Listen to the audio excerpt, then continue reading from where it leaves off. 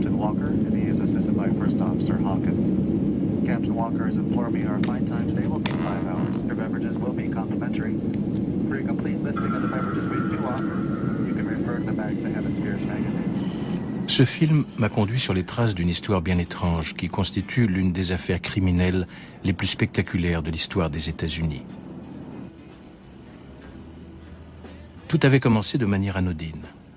Je m'étais aperçu que l'informatique utilisait des concepts empruntés à d'autres domaines. Multimédia, virtualité, abolition des frontières et révolutions de toutes sortes faisaient partie du programme d'un courant artistique d'avant-garde des années 60. Ce courant voulait supprimer les frontières entre l'art et la vie. Son mot d'ordre était « Change now », changer maintenant.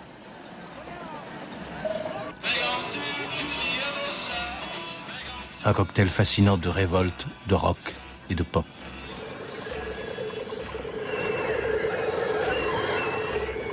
Leitmotiv de ce mouvement, tout est possible. La réalité est transformable à volonté. Tu es ce que tu veux être.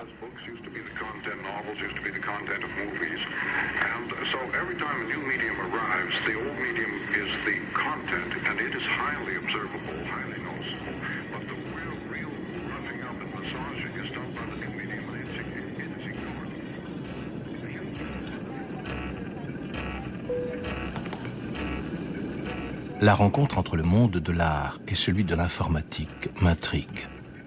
Pourquoi les artistes et les ingénieurs informatiques ont-ils utilisé des modèles et des concepts apparemment semblables? Existait-il un modèle et un système commun secret?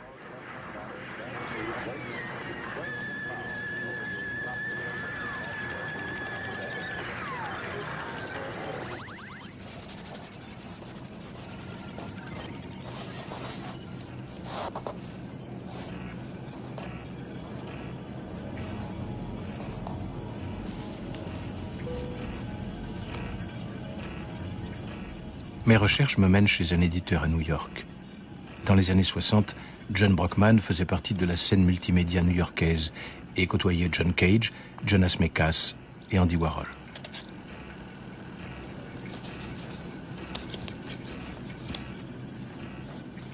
Il devient riche et célèbre dans les années 80, au moment de l'émergence de l'art multimédia et des nouvelles technologies. Brockman est alors l'agent littéraire de physiciens, de chercheurs en génétique et d'ingénieurs informatiques dont la promotion est digne de celle des pop stars.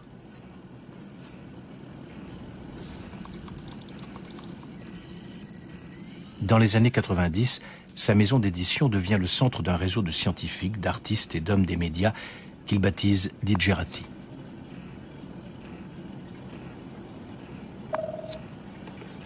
Une cyber-élite qui conjugue avec talent la technologie multimédia, l'informatique et les affaires.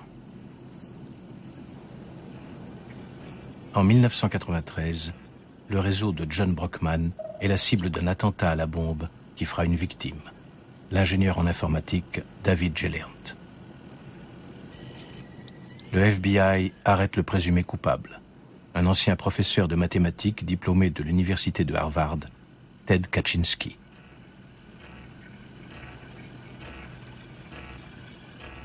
Pourquoi un mathématicien devient-il terroriste ?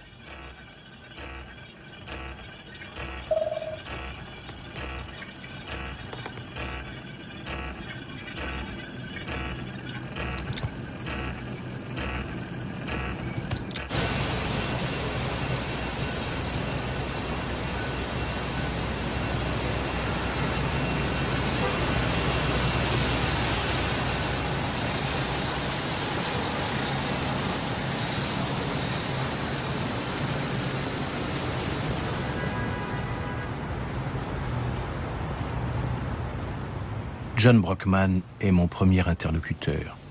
En 1963, il s'est installé à New York et a commencé une carrière de banquier.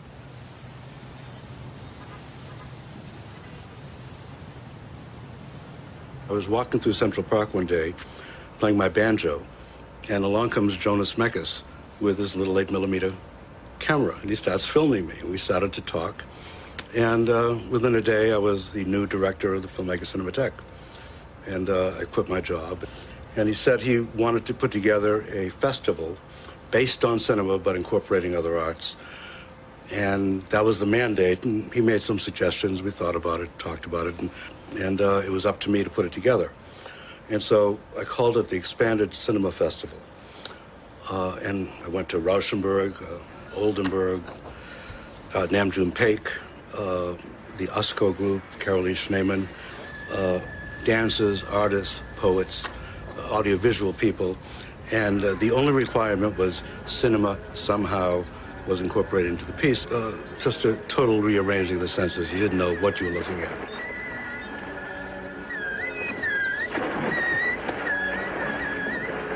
And all these people were experimenting with media.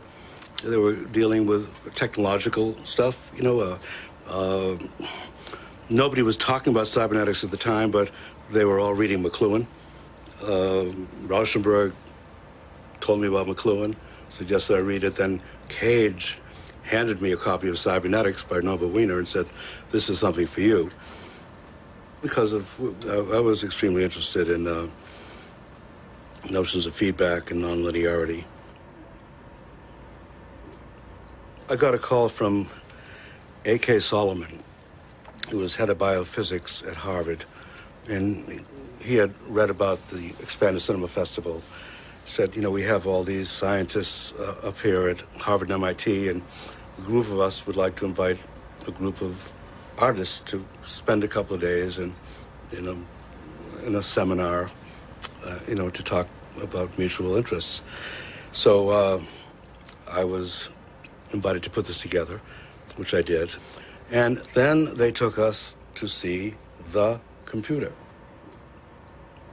There was a room, and everybody there was wearing white coats, and they were cold, and we were cold watching the computer, and all these cards and file cards, and I just stood there like a kid with my nose against the window, and it was so exciting, and I have no idea why.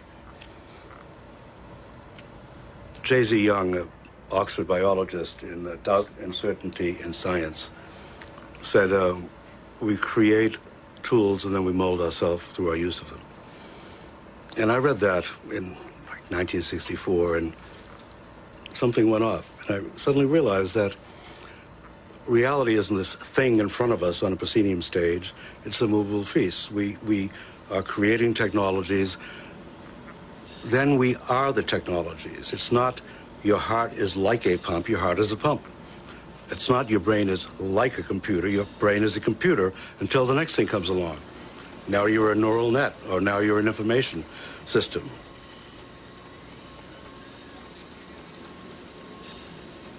And, the circles widened. So there was Heinz von Forster, who was the dean of the world cyberneticists. There was Gregory Bateson, Stuart Brand. Almost all these people were authors, as I was. I'd read all their books. And no one in New York had a clue that there was something happening, that there was a consciousness or mindset that had evolved, and you could connect all these people. Like, you can connect this and this. There are ways to put it together and to see a cohesive whole, and there were best-selling authors, and they were getting screwed by the publishing industry. So I was dragooned into becoming an agent because I had a business background, and they said, why don't you just go back and look after our interests? Take you an hour a day. And I thought it would be a nice way to pick up some money while I wrote books. And I found out very quickly that I was sitting on an oil well and I couldn't control. And that was 30 years ago.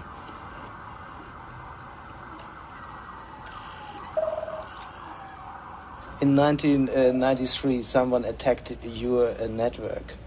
We talked about your network, and David Gelernter, one of your fabulous writers, received a letter bomb from the Unabomber. Right. Why do you think he was a target? Well, I know he was a target. This madman, criminal madman, would read the New York Times, and a lot of the people he picked as targets were people that John Markoff had profiled. So Galernta was the subject of one of the biggest profiles ever in the Times in 1991, and I'm sure that had something to do with it. But the Unabomber, he studied in Harvard, and he was a mathematician. Yeah, and he's a sick criminal. I wouldn't have a serious discussion about this guy. You know, he doesn't rise to the level. I think he's a guy that wrote this manifesto that he couldn't possibly get published because it's written so badly and is so flawed. So in order to get it published, he killed people. End of story. People can have arguments about environment and science, but you don't need to kill people to make your point. And I wouldn't dignify him by discussing him any further. Let's change the subject. So call a car.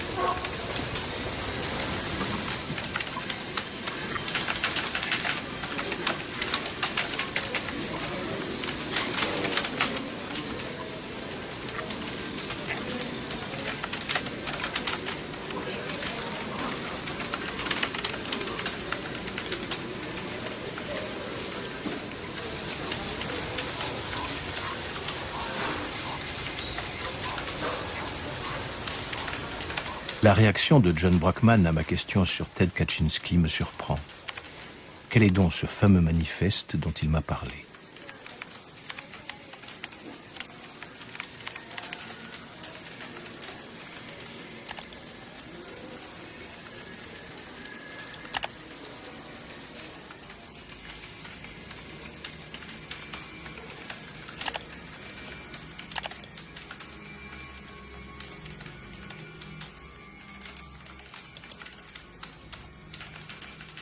Entre 1978 et 1995, une série d'attentats à la bombe secoue les États-Unis. 3 personnes trouvent la mort. 23 autres sont blessées, certaines gravement. Les cibles de ces attentats sont des patrons de compagnies aériennes ainsi que des scientifiques de grandes universités. Les enquêteurs du FBI pensent qu'il s'agit d'un individu isolé doté d'une grande intelligence. Il lui donne comme nom de code Unabomber, en référence aux premières lettres des mots Universities, université, et Airlines, compagnies aériennes. En 1995, les rédactions du New York Times et du Washington Post reçoivent des lettres dans lesquelles un groupe terroriste jusqu'alors inconnu, qui se fait appeler FC, abréviation pour Freedom Club, réclame la publication d'un manifeste en échange de l'arrêt des attentats. Avec l'autorisation du FBI, les journaux publient le 2 août 1995 des extraits du manifeste de 56 pages. Cela conduira à l'arrestation du mathématicien Ted Kaczynski. David Kaczynski reconnaît les citations de son frère et, à la demande de sa femme, en informe le FBI. En 1996, le FBI arrête Ted Kaczynski dans l'État du Montana, où il vit depuis 25 ans, dans une cabane qu'il avait construite.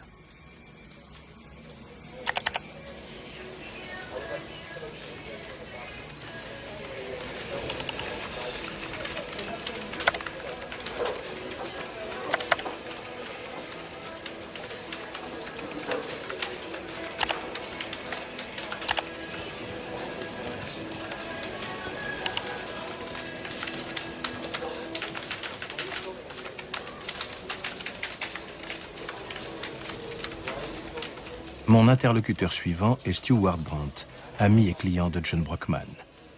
Nous nous rencontrons à Sausalito, un ancien village de pêcheurs dans les environs de San Francisco.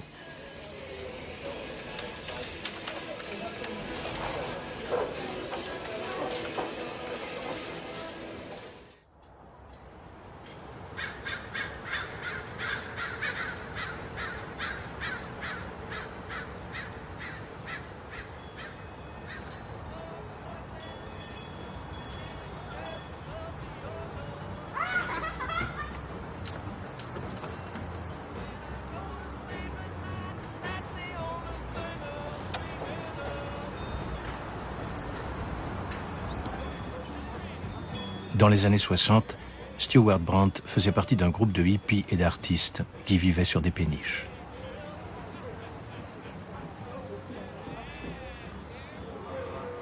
L'écrivain Ken Kesey est une figure centrale de ce groupe. En 1960, il servira de cobaye lors des expériences sur le LSD menées pour le compte du gouvernement américain. Plus tard, il sillonnera les routes avec des musiciens et le groupe de théâtre Merry Prankster. Il participera au célèbre acid test où sont consommés du LSD et d'autres drogues qui transforment la conscience en système ouvert, une forme d'alternative de la cybernétique.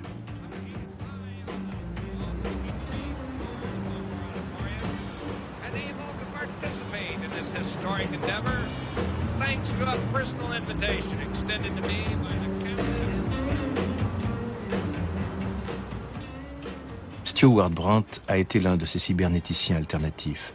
Il possède toujours un petit atelier à Sausalito.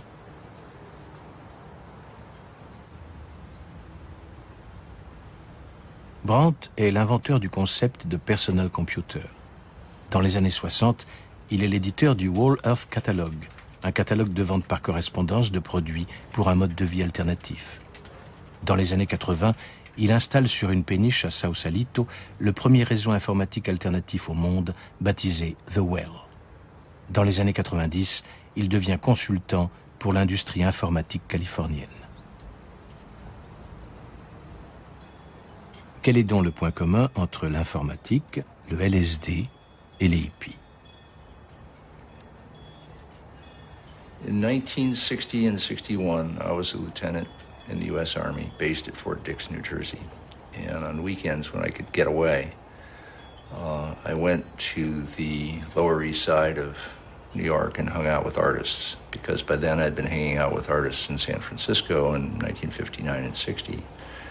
John Brockman was part of that, a fellow named Steve Durkee, a poet named Gerd Stern, a group of artists and engineers called USCO was taking shape about then, standing for Us Company. The mechanism of meeting Ken Kesey was very straightforward. It was through Indians. By chance, I was a photojournalist then, and I got a job through a friend photographing Indians in Oregon at the Warm Springs Indian Reservation. So I photographed these guys, and I thought, this is a real interesting, different America that I didn't know about, that is fundamental and profound. And then Kesey's book came out, One Flew Over the Cuckoo's Nest, which had a character in it named Chief Broom. And Chief Broom was portrayed as an Indian from the reservation where I'd been working. So I was moved by that, and it sort of gave me the rest of the permission to think what I was thinking, that Indians were important. And so I sent Kesey photographs through a mutual friend. I knew his address that I'd taken, and he basically sent back a note, come on down. And was welcomed right in and blended in and became part of it. We're on our way to L.A. We'll have to all get together on one plan of attack.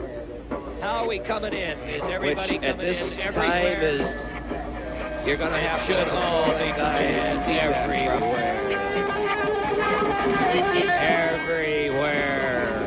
but the Intrepid Trips production at the moment is the acid test. Okay, once again, the train is in. Being on the bus, going from acid test to acid test, basically, which was Kesey's form of performance art, using our band was a group called the Warlocks, which later became the Grateful Dead. A number of people around the group were ex-Army, like I was. A number of them were artists.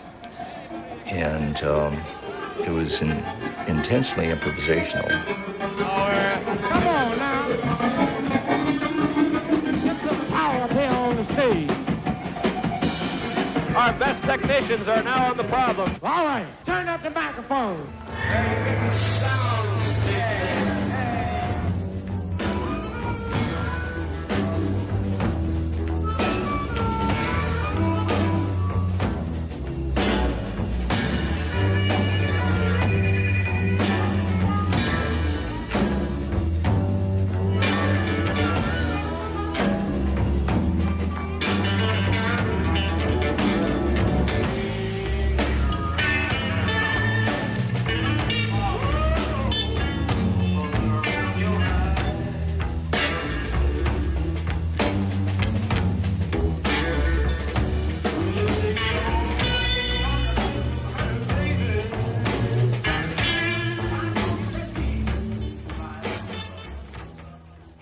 Was it a moving laboratory? Yes. In Kesey's mind, it was a moving laboratory. He said, these scientists talk about doing research, and that's really all they're doing is research. We're doing search. And if we don't boil rocks and drink the water, how do we know it won't make us drunk? And what we do is boil rocks. In other words, try any damn thing. And some of them were pretty interesting experiments. One, for example, would be take a whole bunch of people sitting around, basically stoned, 15 people. Take a bunch of garden hose and cut it up into 8 or 10 foot lengths, tie it all together in a knot, grab two pieces, talking to one and listen to the other. And everybody's doing this. And so you know who you're hearing, but you don't know who you're talking to. And this is happening in a group of 15 people, just to see what happens. That was search. The Whole Earth Catalog project certainly had all of that frame of reference, but it specifically came out of an LSD afternoon where I was on a rooftop with, probably 200 micrograms of LSD in me, nothing better to do, and thinking about, or in context of lectures I had recently heard by Buckminster Fuller. And Fuller, like McLuhan, was one of the people we were paying attention to then. And Wiener was in there, Cage was a little bit in there. The initial audience, in my mind, was communes, was people who were trying to reinvent civilization, and I was just trying to provide the tools with which to reinvent civilization. And turned out a lot of people were interested in that.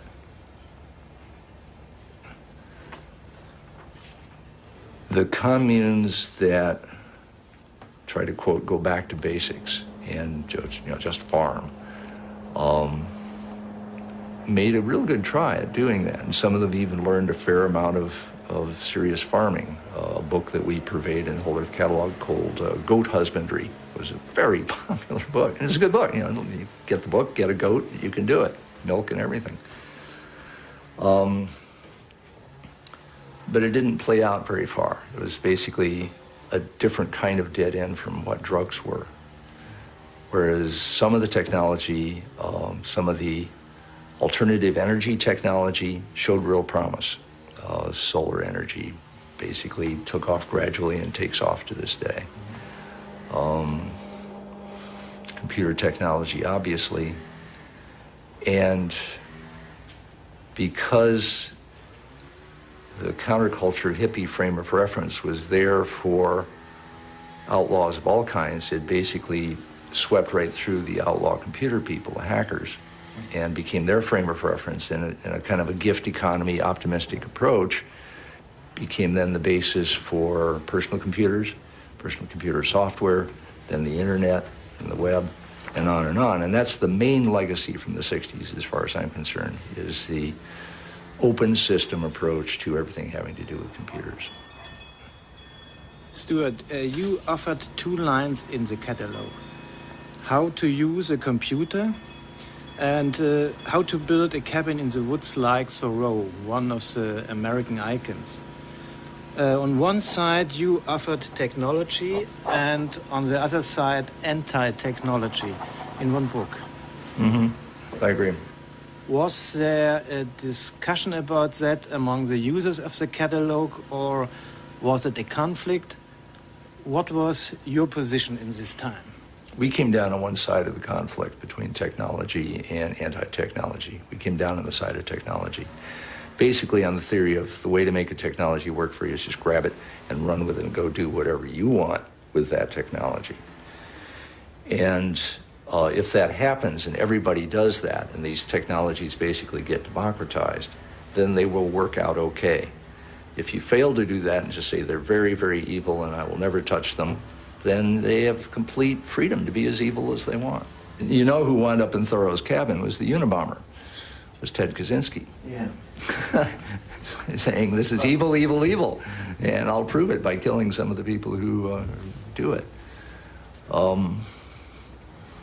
And then, that line then leads to Bill Joy saying, Ted Kaczynski is right about a few things. You read his stuff, and there's some sensible critique in there that we need to take seriously because, what if we democratize weapons of mass destruction? Is that a good thing? It was okay to democratize personal computers and the internet, but what about weapons of mass destruction? It's a fair question.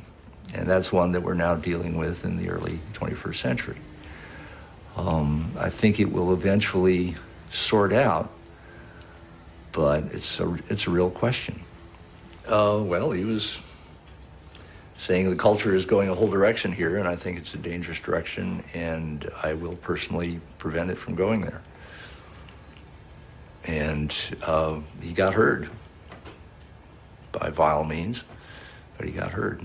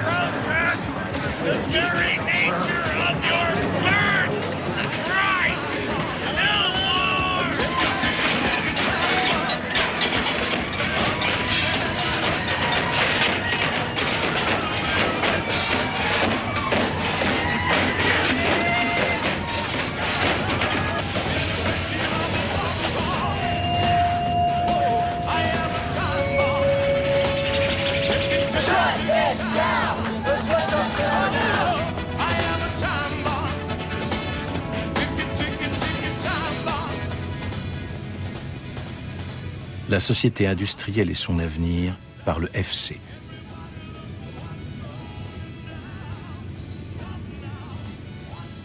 Les conséquences de la révolution industrielle sont désastreuses pour l'humanité. Nous préconisons donc une révolution contre la technologie.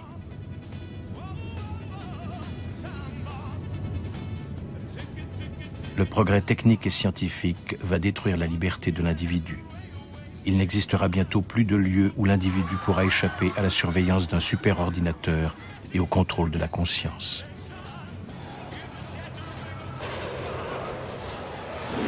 Il serait vain de combattre ce système sans utiliser la technologie moderne. Nous devons utiliser tous les médias pour diffuser notre message. La nature est l'opposé de la technologie et constitue l'alternative parfaite à ce système. Plus vite ce système disparaîtra, mieux ce sera pour l'humanité.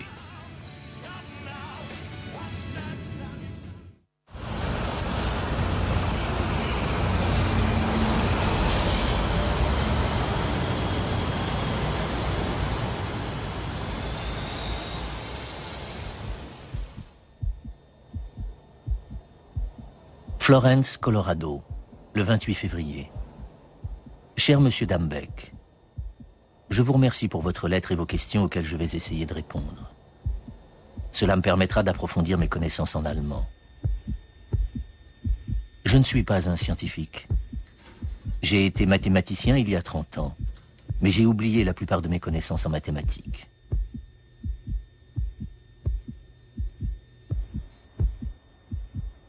Je pense que les utopies sont absurdes et dangereuses, particulièrement celles d'une société technologique.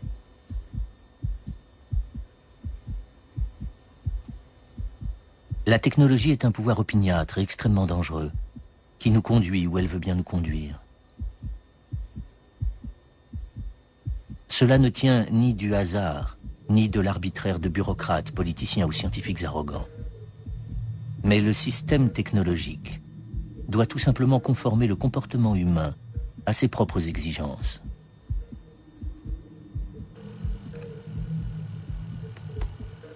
Ceci est indispensable pour qu'il puisse fonctionner et continuer de s'étendre.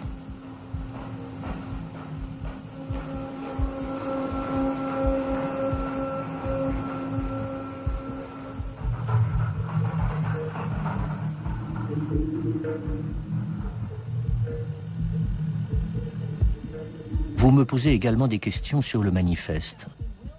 Toutes les versions publiées du manifeste sont incorrectes. Elles contiennent de grossières erreurs. Si vous souhaitez recevoir une version exacte du manifeste, je peux vous en envoyer une. Vous pouvez continuer de m'écrire en allemand.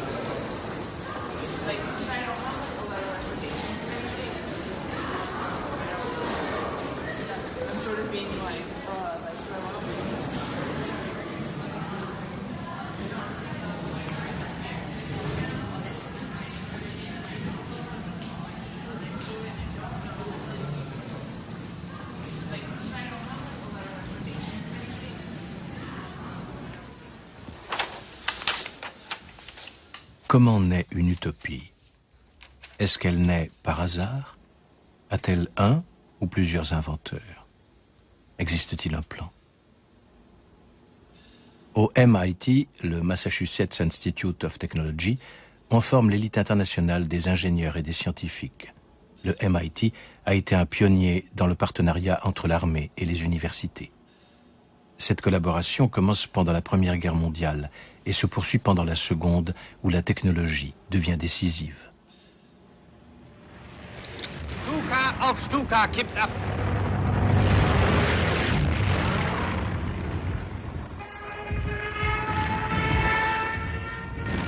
Le 13 août 1940, la Luftwaffe lance son offensive contre la Grande-Bretagne.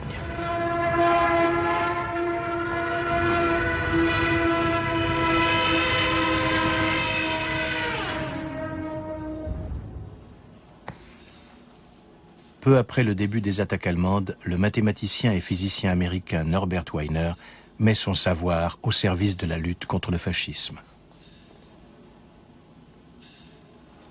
Wiener est professeur de mathématiques au MIT. Pendant la Première Guerre mondiale, il s'est intéressé aux questions de balistique et d'artillerie.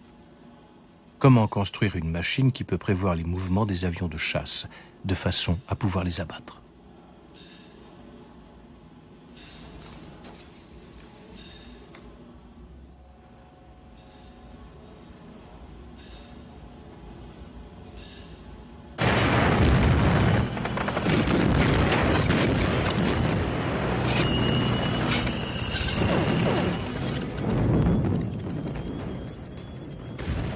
Wiener doit pour cela tenir compte de la nature technique de la guerre, où hommes, bateaux et avions ne sont plus sur l'écran radar que des points et des dessins abstraits.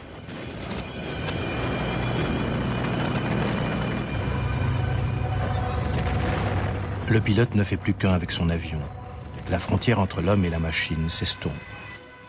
Il en résulte un adversaire anonyme et mécanisé, dont les actes sont simulés et calculés dans des laboratoires de guerre.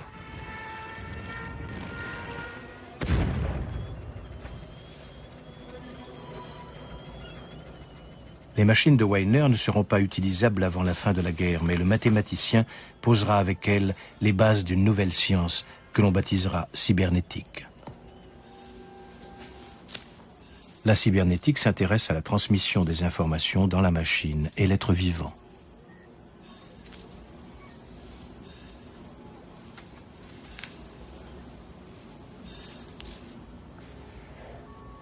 À la base de la cybernétique, il y a la supposition que le système nerveux humain ne reproduit pas la réalité, mais la calcule. L'homme apparaît comme un système qui assimile des informations, la pensée comme un traitement de données, et le cerveau comme une machine constituée de chair.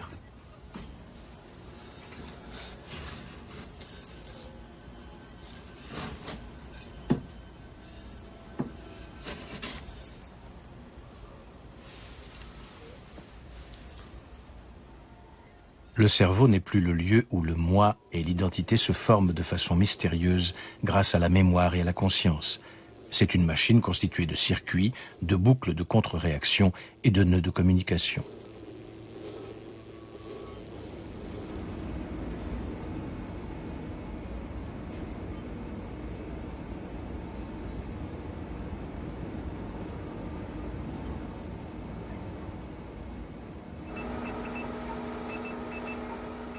Une boîte noire dans laquelle la cause devient effet et l'effet devient cause.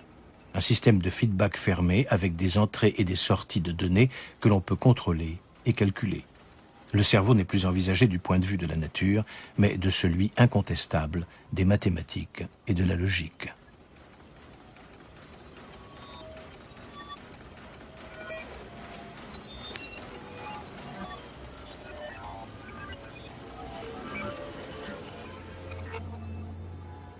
La vision, selon Weiner, d'une société cybernétique fournit aux États-Unis, devenus une superpuissance politique et militaire, une légitimation scientifique.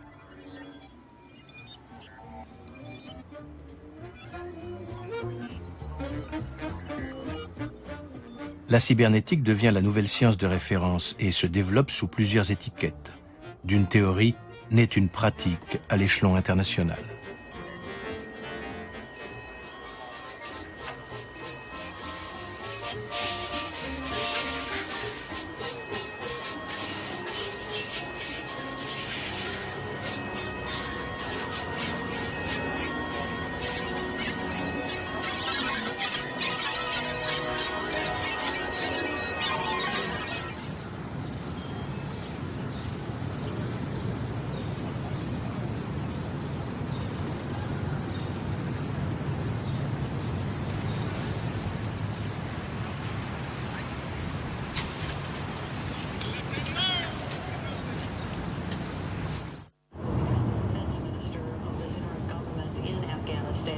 Claims his sources have told him that Osama bin Laden is definitely in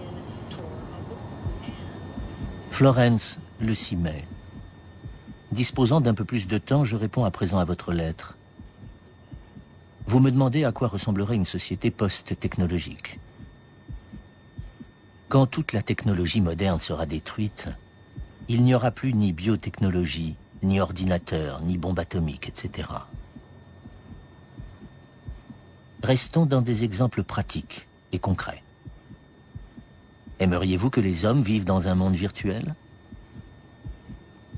Aimeriez-vous que les machines soient plus intelligentes que les humains? Que les hommes, les animaux et les plantes deviennent des produits de la technologie? Si cette idée ne vous plaît pas, les sciences informatiques et biologiques sont manifestement dangereuses pour vous. Voilà qui est très simple, et n'a rien à voir avec la morale, le théorème d'incomplétude de Gödel ou d'autres questions philosophiques abstraites. Vous avez proposé de m'envoyer quelque chose qui me ferait plaisir. J'accepte volontiers cette offre. Mon dictionnaire d'allemand est petit, mauvais et en très mauvais état. Je serais très heureux de recevoir un bon dictionnaire allemand-anglais. Seule restriction, vous n'êtes pas autorisé à envoyer un dictionnaire avec une reliure rigide.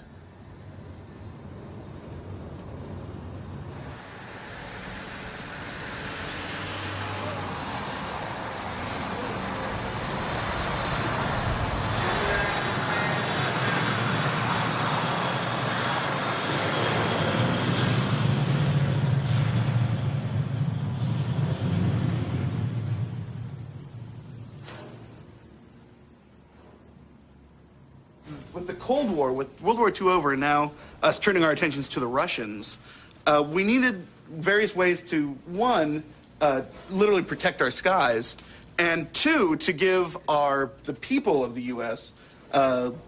Sort of a feeling of security. And that's where SAGE came in.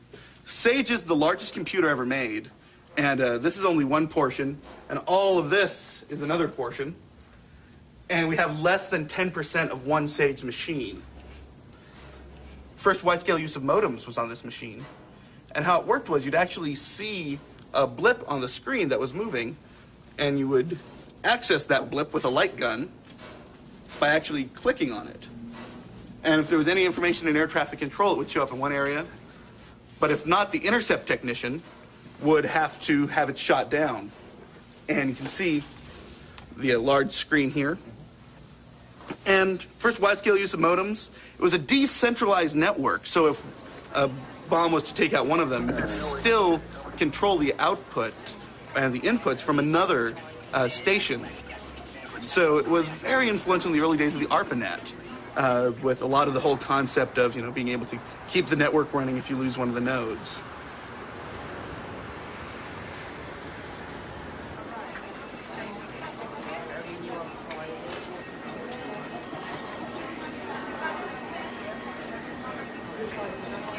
Indicate what was coming, and then you could scramble jets or even launch missiles from the ground. You also see that you have the ability to dial up other sectors and control their airspace also. And if you wanted to zoom in and just deal with a specific division, and then you could access that and actually would give you a full screen of that. Very, very advanced system. You can see you have standby, off power, or you can just keep the cooling to it at any time. You also had a cigarette lighter and ashtray, so if you were smoking, you could keep them going insane.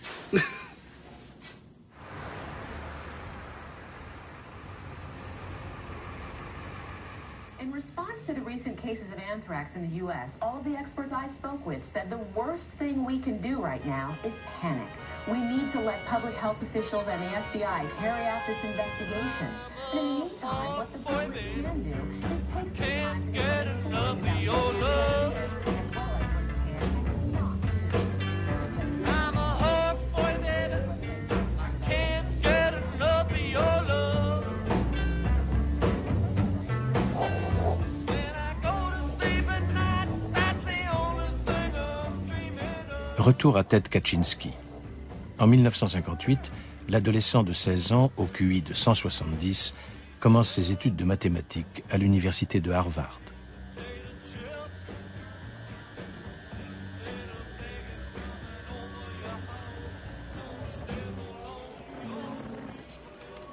En 1967, Ted Kaczynski est professeur de mathématiques à l'université de Berkeley.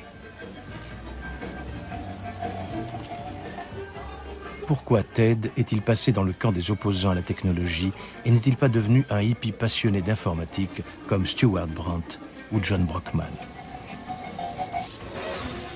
D'où lui vient sa peur tardive des ordinateurs et des techniques de contrôle psychologique que l'armée américaine développait à cette époque dans ses laboratoires secrets?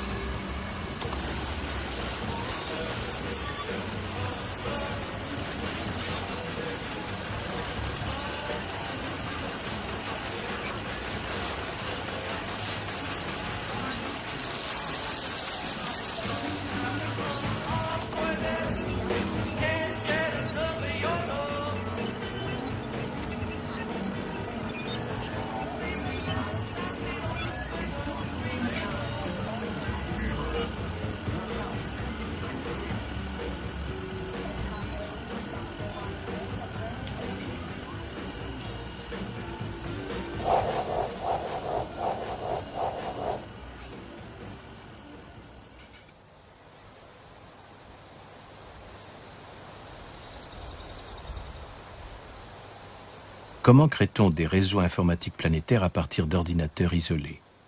C'est la tâche à laquelle s'est attelé l'ancien ingénieur de la NASA, Robert Taylor, à la fin des années 60.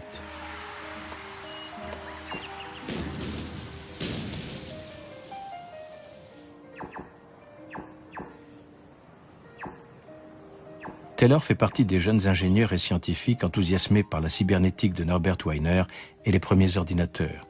L'expert en missiles quitte rapidement la NASA pour devenir directeur scientifique au Pentagone.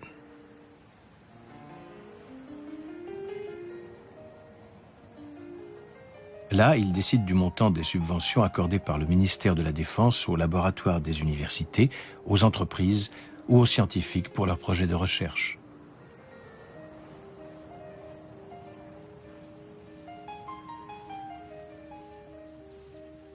Il décide aussi de qui recevra ces subventions.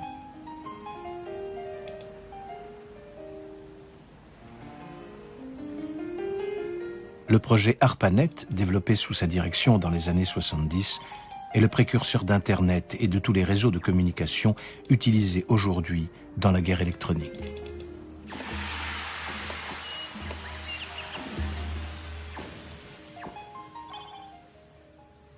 ARPA was founded in 1957, maybe 58, as a result of Sputnik. The Sputnik occurred in October of 57, and it greatly surprised the United States. They had no idea.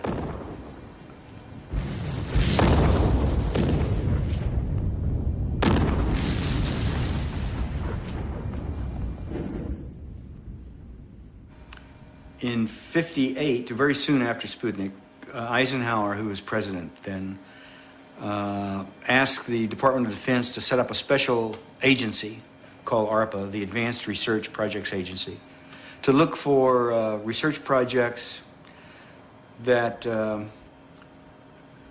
had a longer-term expectation associated with it, so in the hopes that we would not get surprised again, like the Russians surprised us.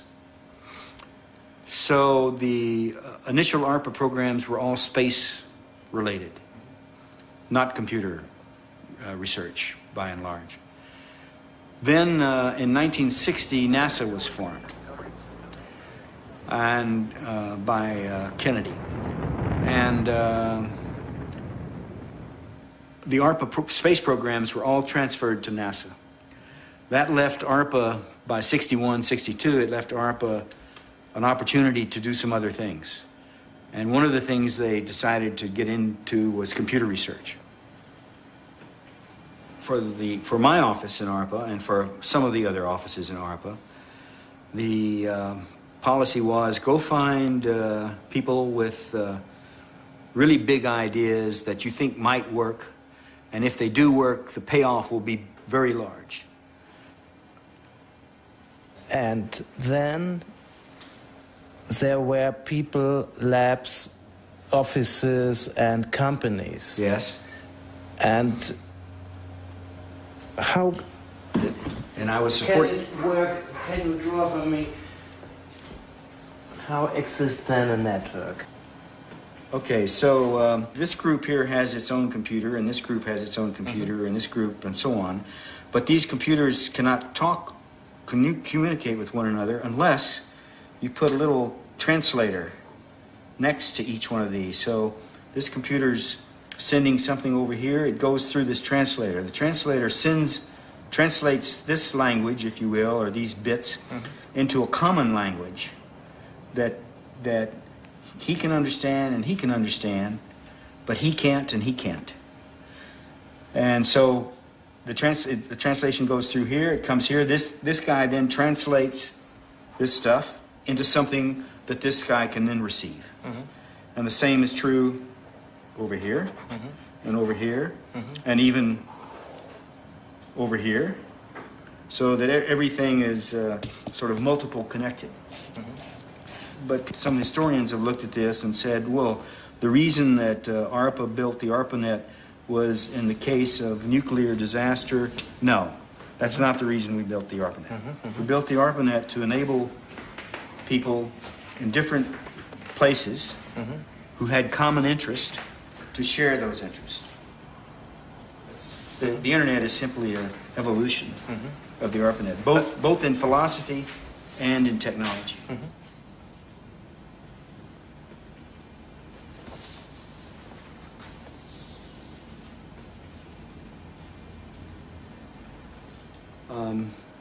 All that took place from over the period 1971 to 1976 or so. And we had the first internet up and running in 75 or 6 when we put the Ethernet and the ARPANET together. So those were good years. There was a lot to do, and it was obvious what to do. And there was, and all these different things had to fit together nicely. They had to work together. So that was a lot of fun.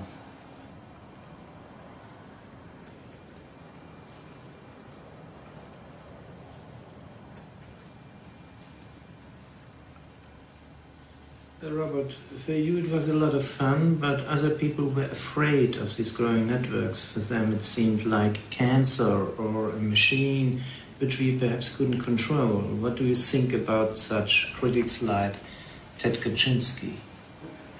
He's crazy. We have people like that in our society. But he was a mathematician. He studied in Harvard. Yeah. Hitler was an artist. He studied in Vienna. Did you read the manifesto? You mean Mein Kampf? No, the manifesto by the Unabomber. No, I didn't read it. I didn't read Mein Kampf either. What am I afraid of? I'm afraid of,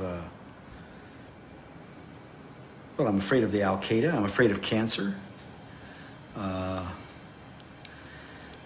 I don't know enough. If we knew how to cure cancer, if we had more knowledge, in other words, about cancer, then we wouldn't be afraid of it.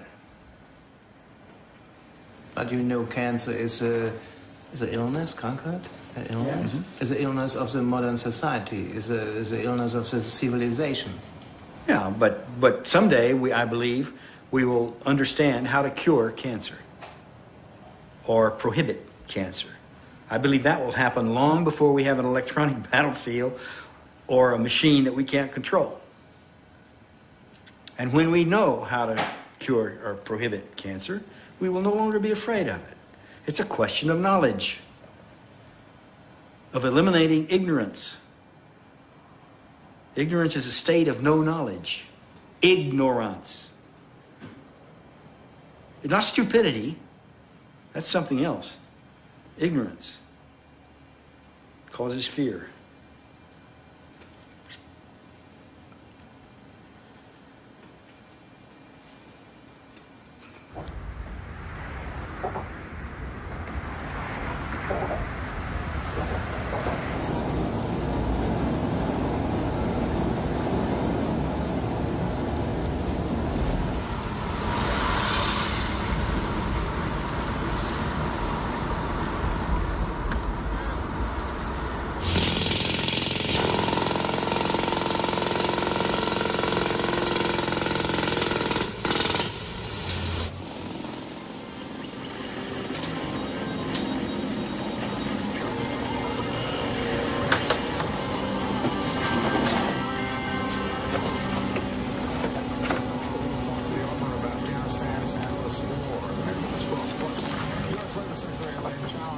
Quels sont les premiers éléments de mon enquête? Un ancien mathématicien dont aucun de mes interlocuteurs ne veut discuter la critique du système, des ingénieurs et des artistes passionnés de technologie.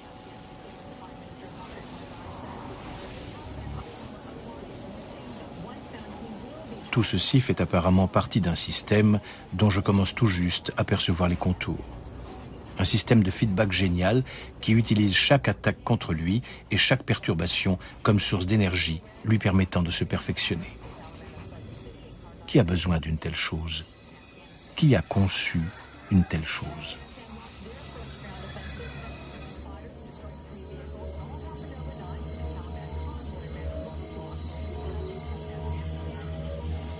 Entre 1946 et 1953, des scientifiques éminents de diverses disciplines se rencontrent au Beekman Hotel à New York, à l'invitation de la fondation Joshua Macy. Parmi eux se trouvent Norbert Wiener, Margaret Mead, Gregory Bateson, Kurt Lewin et John von Neumann.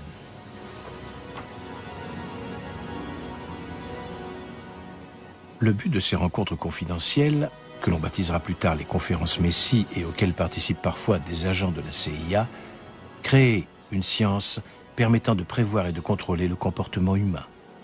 En ces temps de guerre froide, les États-Unis ont un besoin urgent de cette arme pour avoir l'avantage sur le nouveau champ de bataille du subconscient.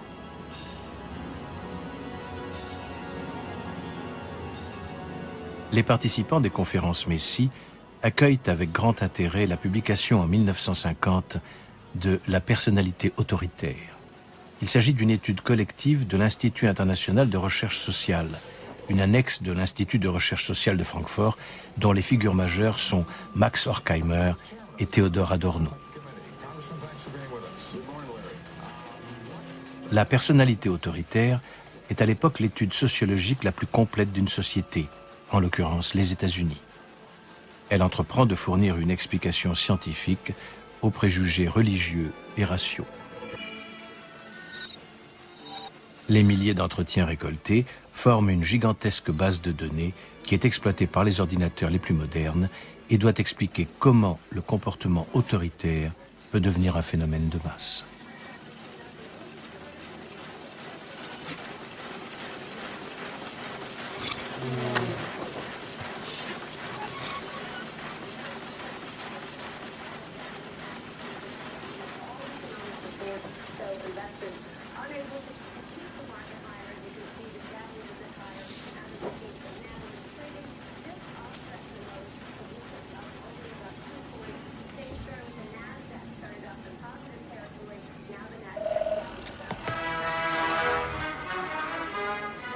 Les auteurs de l'étude pensent que la cause se situe dans la matrice autoritaire de l'homme, qui est la clé de la psychologie du fascisme et des systèmes autoritaires en général.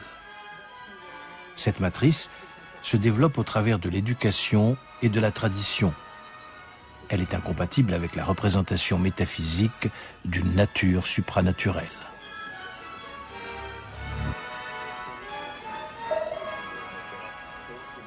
Objectif de la personnalité autoritaire, cerner l'individu potentiellement réceptif au fascisme et au racisme, spécialement envers les Juifs.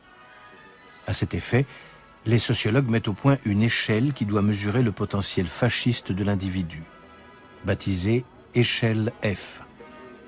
Les tendances cachées de la personnalité doivent être mises à jour grâce aux techniques psychologiques les plus sophistiquées, comme celle du psychologue américain Henry Murray, l'un des pères des tests de recrutement actuels.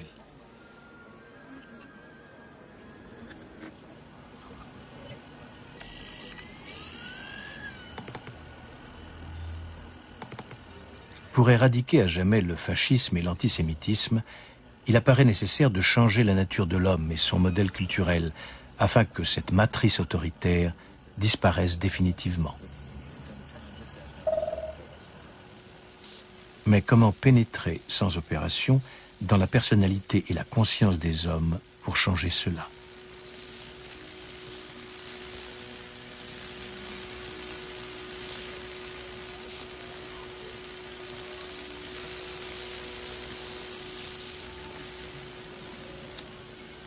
D'après le psychologue gestaltiste Kurt Lewin, l'un des participants aux conférences Macy, il convient d'abord de détruire les anciens équilibres et valeurs pour rendre les relations fluides.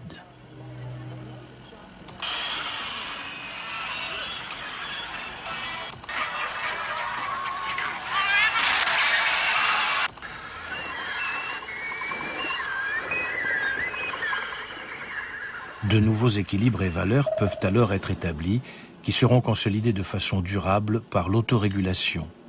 La rééducation devient de l'auto-rééducation. Le monde est censé se transformer en une société mondiale post-nationale et multiethnique sans frontières codifiées.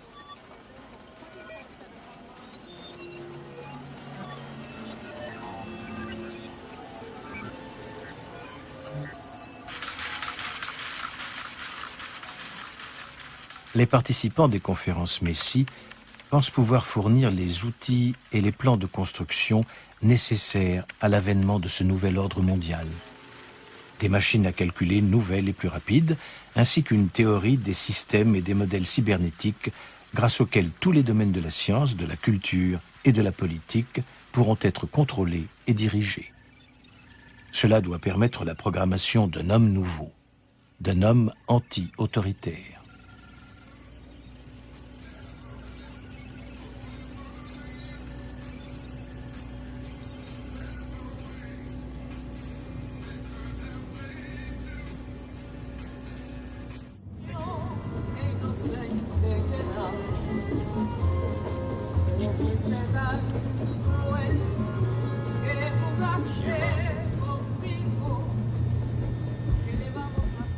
Florence, le 15 mai. Dans votre dernière lettre, vous m'avez posé tant de questions que je ne peux répondre à toutes. Lorsque je vous ai écrit que le concept d'utopie était insensé et dangereux, je ne voulais pas dire que toutes les utopies sont insensées et dangereuses. Je faisais référence à l'utopie selon laquelle on pourrait créer une société, selon un modèle jugé idéal. Vous avez certainement votre propre utopie. Mais une autre personne aura une autre utopie, qui sera peut-être très différente de la vôtre. Aimeriez-vous que cette personne vous impose son utopie? Avez-vous le droit de lui imposer la vôtre?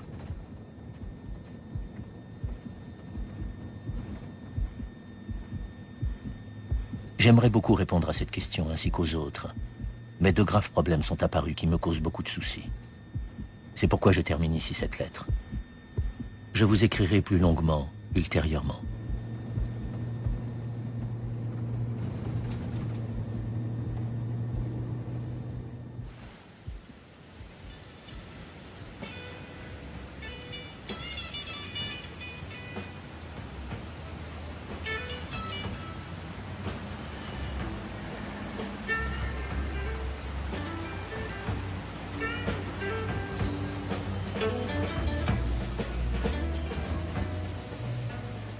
C'est dans des lieux comme Esalen, un centre ésotérique situé sur la côte californienne, que se déroulent dans les années 70 des rencontres entre artistes et participants des conférences Messie.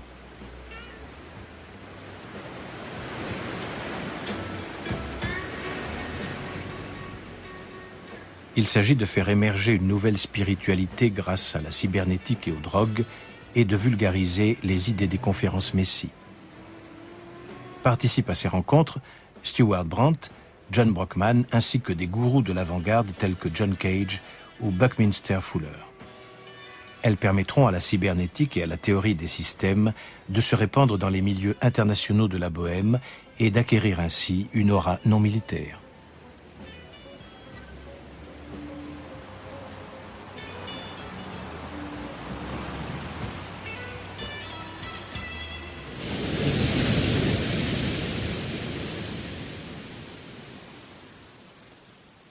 Le physicien et philosophe Heinz von Foster prendra part à l'une des rencontres d'Esalen. Né en 1911 à Vienne, Foster a été en contact, lorsqu'il était étudiant, avec le philosophe Ludwig Wittgenstein et les scientifiques du Cercle de Vienne, les précurseurs de la cybernétique et de la théorie des systèmes.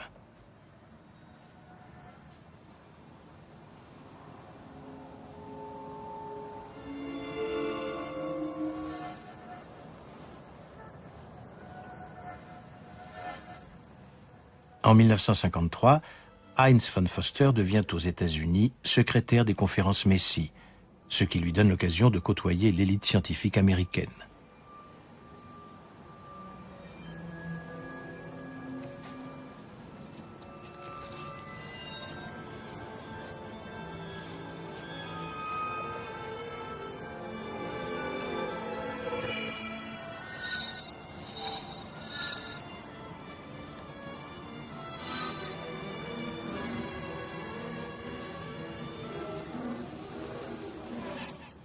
Foster compte parmi les pionniers de la théorie du constructivisme, qui considère que l'homme construit lui-même sa réalité et qu'il n'existe pas de réalité objective.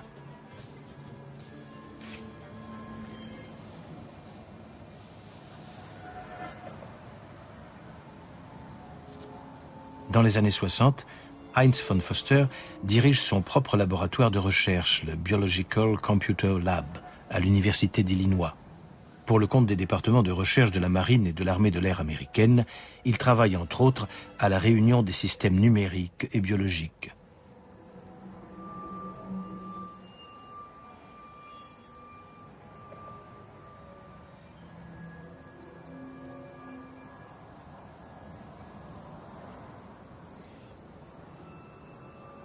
Heinz von Foster n'a jamais possédé d'ordinateur, car il est persuadé d'en être un lui-même.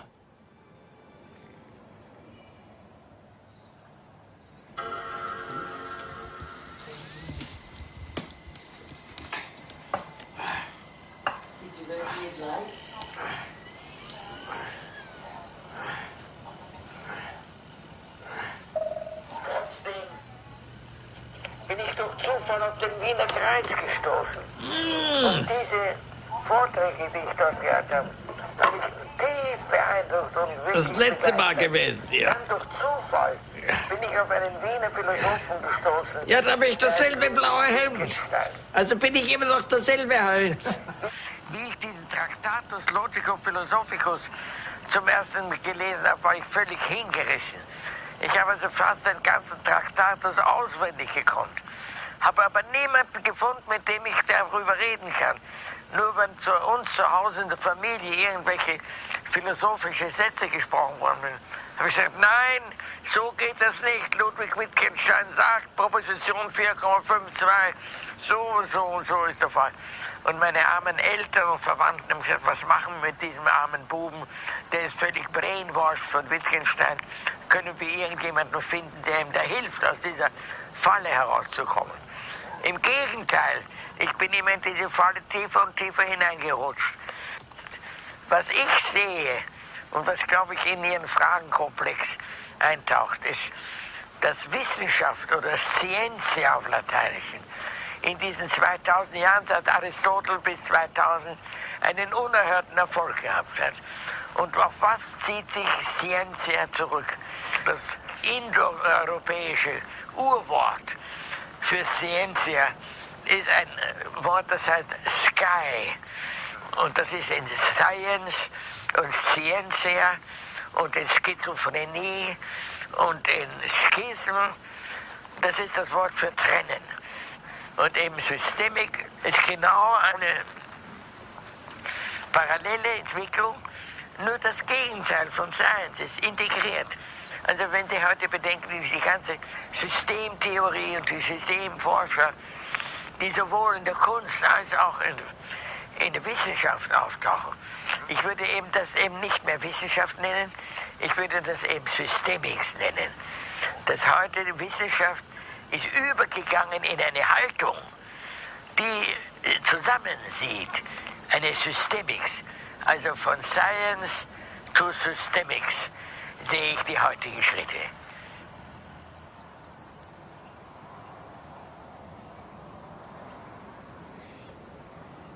Ich habe erkannt im Laufe meines Lebens, je mehr ich mich mit der Physik beschäftige, dass ich eigentlich ein Metaphysiker bin.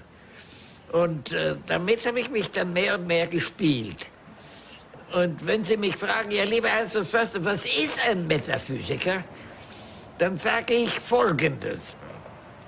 Es gibt unter den Fragen, die wir stellen über die Welt, gibt es solche, die man beantworten kann.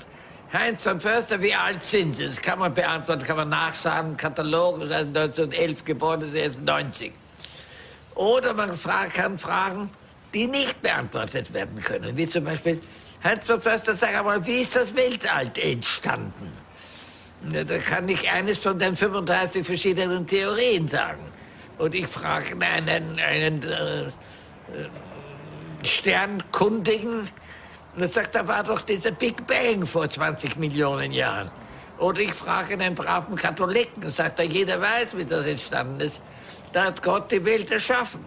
Und nach 7 Tagen war er müde und hat eine Pause gemacht. Das war der Sonntag. Also da gibt es verschiedene sehr interessante Hypothesen, wie das Weltall entstanden ist. Das heißt, Es gibt deswegen so viele Hypothesen, weil die Frage nicht beantwortbar ist. So kommt es nur darauf an, wie interessant ist die Geschichte, die der erfindet, wie das Weltall entstanden ist. Da ist man natürlich ganz nah bei der Kunst. Wenn es darum geht, eine gute Geschichte zu erfinden, ja. Also eine poetische Geschichte. Ja, genau, das ist die Sache. Es besteht ein Zweikampf oder ein Dreikampf oder ein Zehnkampf zwischen den verschiedenen Poeten. Wer erfindet eine lustige, amüsante und interessante Geschichte, die jeder sofort glaubt, das muss es gewesen sein. Aber Herr von Förster, die Wissenschaft, auch gerade Ihre eigenen Forschungen, das sind doch nicht nur Erfindungen oder schöne Geschichten. Das beruht doch auf Mathematik, auf Zahlen, auf Beweisbarkeit, auf wissenschaftlich unbezweifelbaren Daten. Ja, naja, aber es gibt jetzt schon so viele Daten, dass man gar nicht mehr die ganzen Daten in seine Geschichte hineinbringen kann. Und dann werden dann künstliche Daten erfunden. Das sind zum Beispiel Partikel, Teilchen. Da werden Teilchen erfunden, die das machen, was wir nicht verstehen. Also meiner Meinung nach sind Teilchen immer Lösungen von Problemen, die wir nicht anderweitig lösen können. Also Erfindungen, um gewisse Probleme erklären zu können. Das sind Teilchen.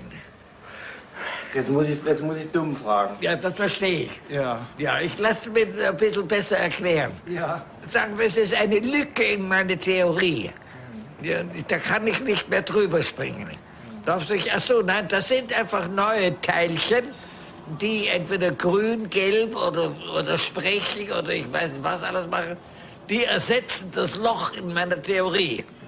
So behaupte ich, dass jedes Teilchen, was wir heute in der Physik lesen, ist die Antwort für eine Frage, die wir nicht beantworten können. Na, aber das ist doch schrecklich. Wie kann man denn auf der Grundlage einer Theorie, die Löcher hat, also auf so einem anscheinend wackeligen Fundament, also Maschinensysteme, weltweit sich ausdehnende Maschinensysteme quasi ins Unendliche wachsen lassen? Ja. Ist das denn nicht riskant oder gefährlich? Ja. In diesem weltweit funktionierenden Maschinensystem sind alle Aussagen richtig. Und das ist natürlich das, was man gerne haben möchte. Und warum sind die richtig? Weil sie sich alles von anderen Aussagen ableiten lassen. Wo führt das hin? Ja. Wie geht das denn weiter? Ja, immer mit weiter ableiten. Ja, aber es gibt doch irgendwo Grenzen. Eben nicht. Das ist das Schöne. Da kann man immer wieder weiter. In der Logik? Yes, genau. Aber in der Realität? Wo ist die Realität? Wo haben Sie die?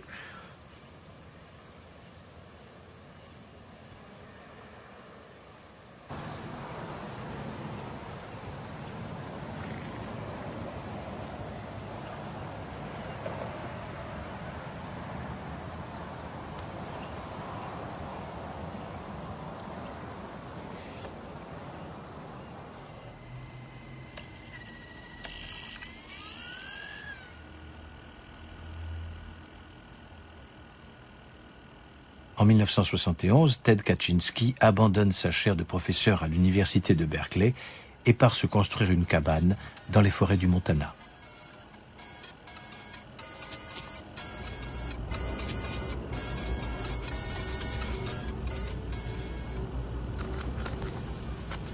A-t-il pris au pied de la lettre la publicité du Whole Earth Catalogue de Stewart Brand qui promettait une vie différente et simple en harmonie avec la nature?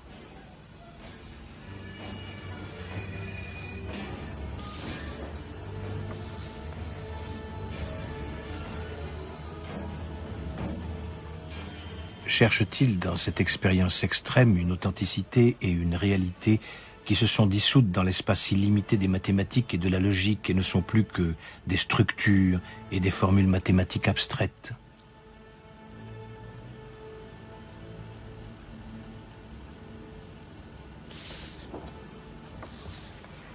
Quand cette expérience se heurte-t-elle à une limite et réclame-t-elle une radicalisation?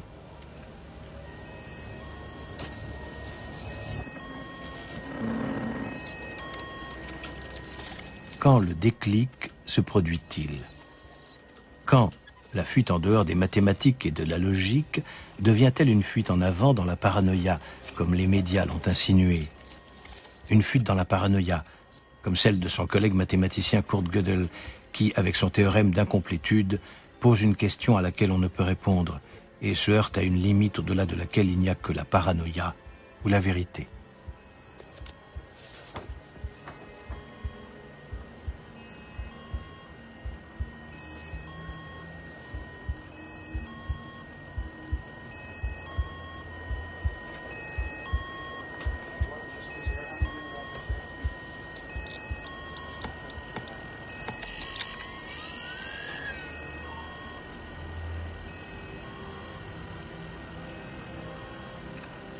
Sur Internet, je trouve des informations concernant des expériences sur les drogues menées dans le plus grand secret par la CIA au début des années 60 à l'université de Harvard. Parmi les cobayes se trouvait l'étudiant en mathématiques Ted Kaczynski.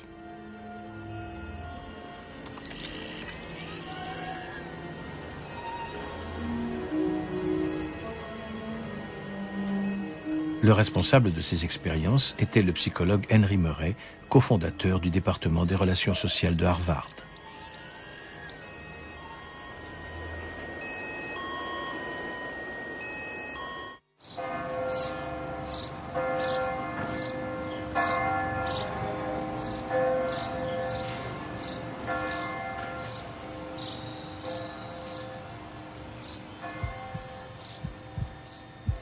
Florence, le 26 mars.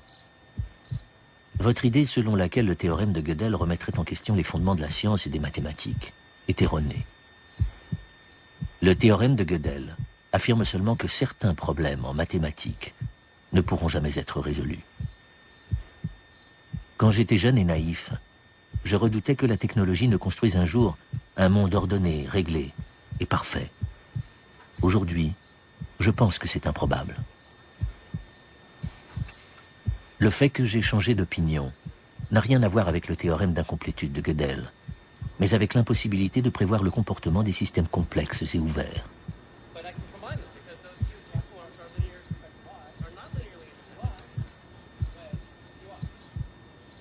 Aimeriez-vous vivre dans un monde où des scientifiques et des machines plus intelligentes que l'homme sauraient et comprendraient tout, et pourraient par conséquent tout ordonner et régler? Si cette idée ne vous plaît pas, pourquoi vous plaindre que la science ne sait pas tout et que la théorie comporte des lacunes? Au lieu de cela, vous devriez vous inquiéter du fait que la science en sait trop. Je dois m'arrêter ici. Merci beaucoup pour le dictionnaire.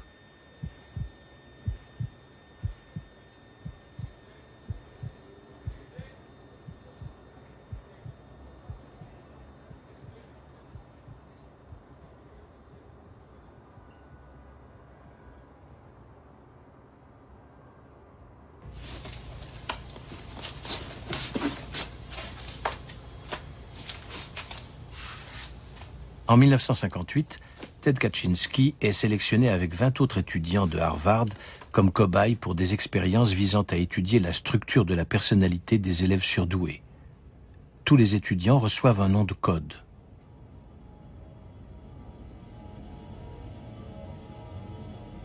Ted Kaczynski sera lawful, qui respecte la loi. Le responsable de cette série d'expériences est le psychologue Henry Murray, ancien commandant de l'armée américaine pendant la Seconde Guerre mondiale, maintes fois décoré.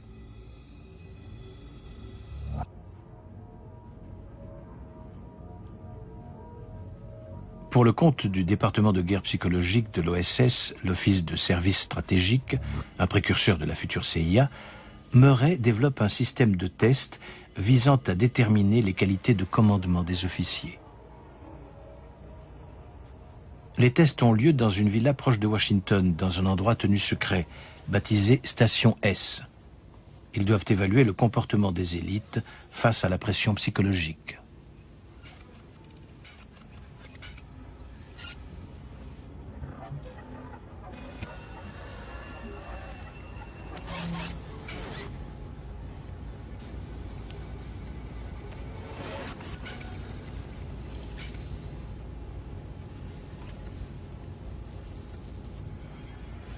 Mais Murray nourrit d'autres ambitions pour la psychologie.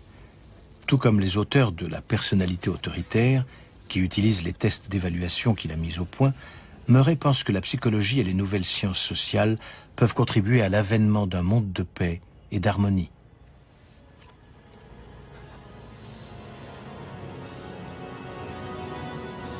Un nouvel ordre mondial, avec des lois planétaires, une police planétaire et un gouvernement planétaire.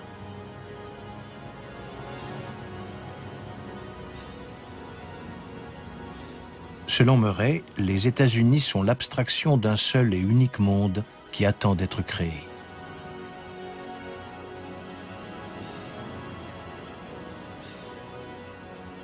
Le sort a choisi les États-Unis pour mener à bien la dernière et la plus difficile des expériences, la campagne globale du bien contre le mal.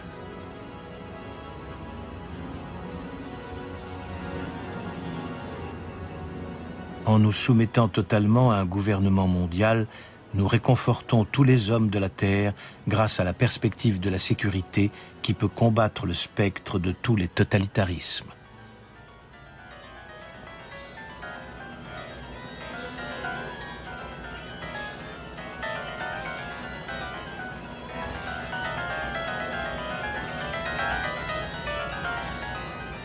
L'homme national est obsolète et doit céder la place à un homme mondial.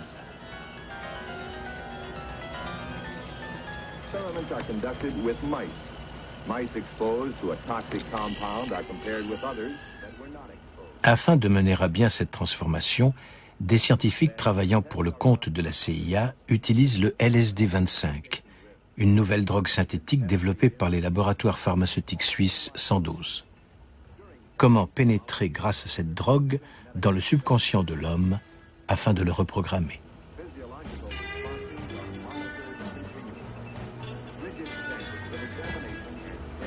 Have resulted in a perfect record of recovery.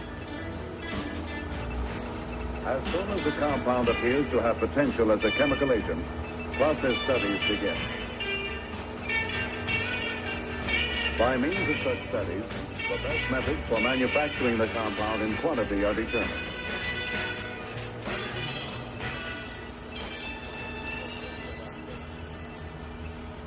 Henry Murray, lui, a une obsession. Développer dans son institut de Harvard un super-ego qui doit immuniser le futur homme mondial contre toutes les formes de totalitarisme.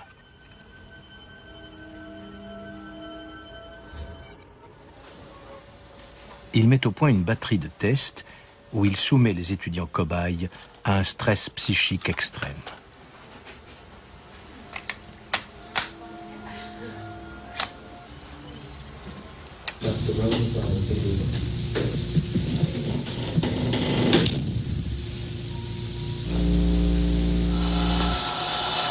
Listens to the psychologist speak, answers in turn.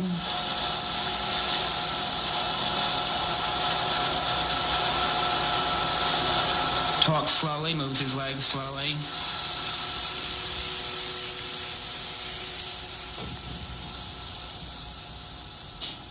Le but de ces expériences, réaliser une investigation totale de la personnalité et du comportement pour pouvoir ensuite créer et contrôler les structures du caractère souhaité.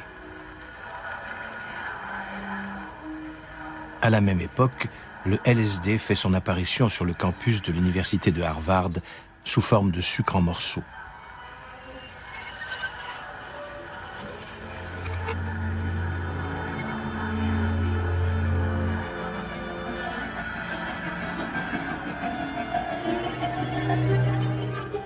Le jeune professeur de psychologie, Timothy Leary, a mis en place avec l'accord d'Henry Murray un programme de recherche sur le LSD soumis au contrôle conjoint de la CIA.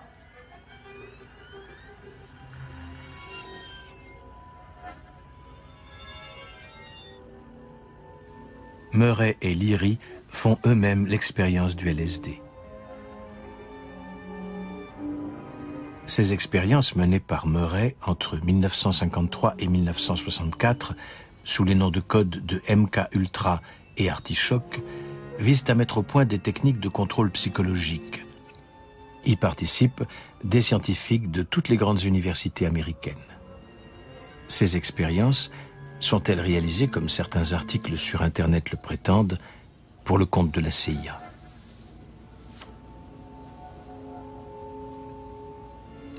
À quelle fin Murray utilise-t-il le Sacred Mexican Mushroom, un champignon hallucinogène qui pousse au Mexique et qui servira de modèle au LSD?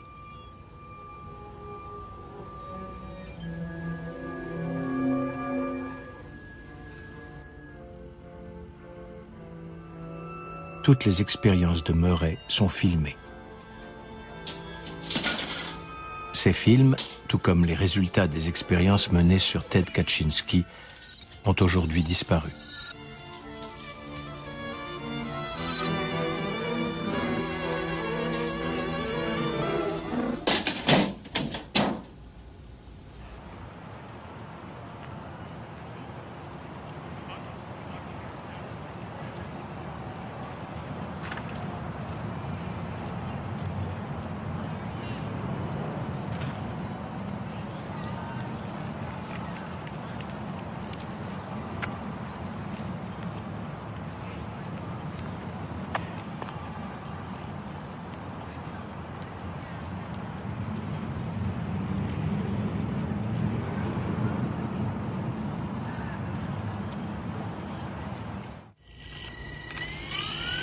Tonight, the trial of Ted Kaczynski when mental illness meets the law.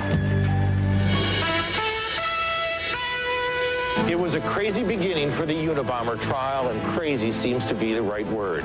Prosecutors believe he is linked to as many as 16 bombings that killed 3 people and maimed 23 others in states across the nation. The former hermit has refused all court-ordered mental tests. His attorneys say he's afraid of psychiatrists, gets upset at the mere mention of their profession.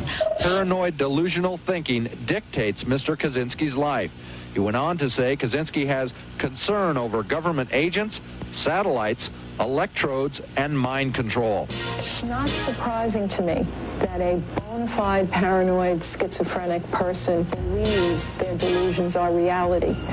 And in terms of Ted Kaczynski's self-appointed vengeance mission, if he is to be considered insane, then everything he's done will have no political effect, and it will have no meaning to society. Lawyers and psychiatrists agree. Ted Kaczynski clearly is not like the rest of us. Joining us on this Friday evening, now it's either a bomb factory or the home of the schizophrenic, depending on whom you ask. That's what attorneys on both sides of the Unabomber trial are saying about Ted Kaczynski's cabin, which arrived on the back of a big rig truck just before noon today. NewsTen's Gloria. Meanwhile, a key piece of evidence is on its way to Sacramento. Kaczynski's cabin leaving Great Falls, Montana this morning, being brought here as a piece of evidence for the defense. It's expected to take 3 days for the driver to complete the 1,100-mile trip to Sacramento. The cabin, which will be stored at Mather Field, is important to the defense strategy, portraying Kaczynski as mentally disturbed. The cabin measures just 10 by 12 feet. There's no electricity, no running water.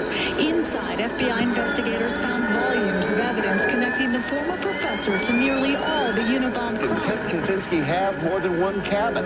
His own lawyers maintained the government was supposed to find other secret shacks that Kaczynski had built, apparently to escape civilization.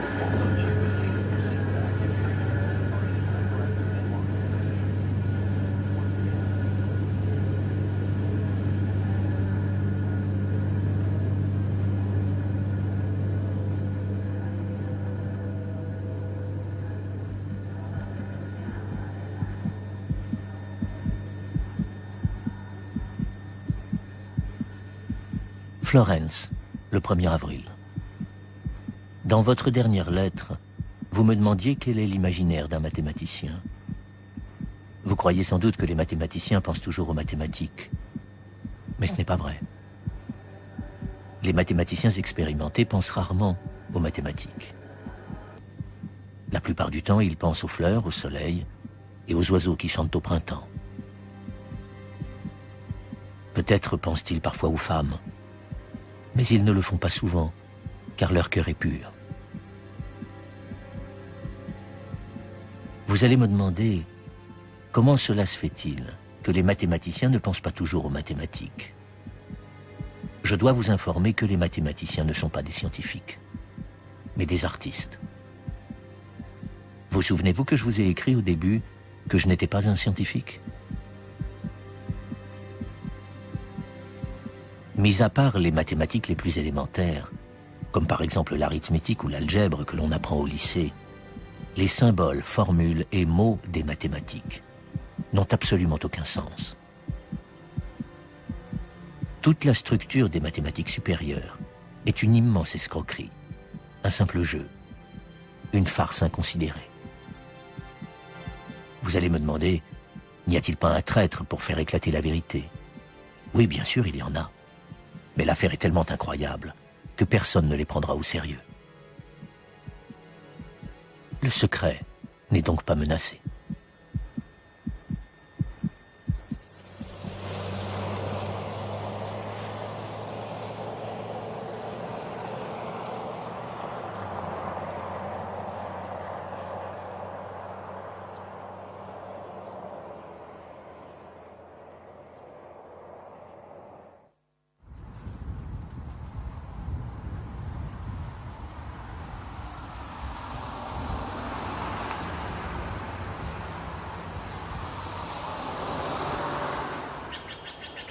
En 1971, Ted Kaczynski s'installe dans la commune de Lincoln, Montana.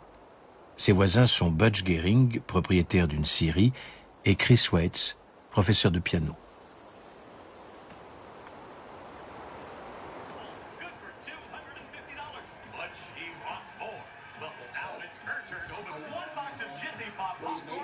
Butch et son ami Chris aideront les agents du FBI lors de la surveillance et de l'arrestation de leur voisin Ted.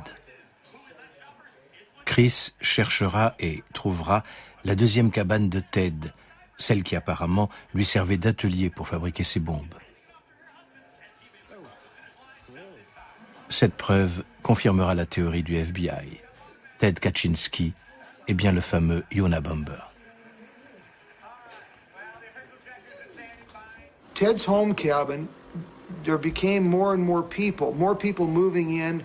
There was noise. He didn't have the privacy he had when he first moved here. I told you before, when Ted moved here in 1971, there was only 4 people living up here year-round, and so Ted had things pretty private.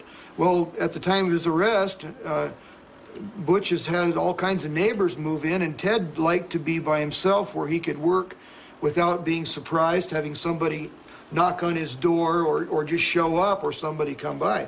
So he built this little cabin where he could go out into the woods and live off the land and be completely content and not have to worry about being surprised by anybody.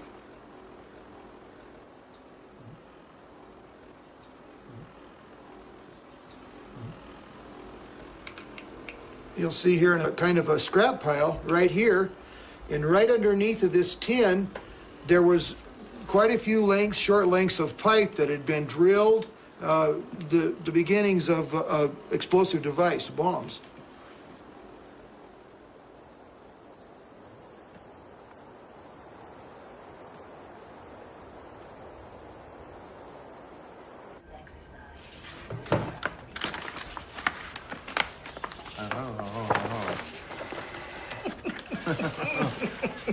How's that? Who is a photographer from this? Me, but I've got some FBI photos too. This is the cabin before anything happened. When I talked to the FBI agents, just about every time Max Snow and I were in constant contact prior to the arrest, I worked with him for about 30 days, doing photography missions, taking video, catching Ted out behind the house, but never on the camera, all just sounds. This was Ted's map. And this Ted's map? Yes, this is his writing right down here. What it says is routes followed on foot from late autumn 71. All these black lines, handwritten lines, are Ted's trails. Now, Butch, written in by Ted? Yes, written in by Ted. It's an enigma. That's the best word I can come up with, because everything that he did experiments on and he wrote down very systematically. and not just bomb experiments, but other things, very scientifically would write down how much of this or that he used, how successful it was. And in the areas of his bombs, he was very meticulous when he would come up with a new mixture or a new type of detonating cap. You know, he would write down ranges and how effective they were and all of those kinds of things.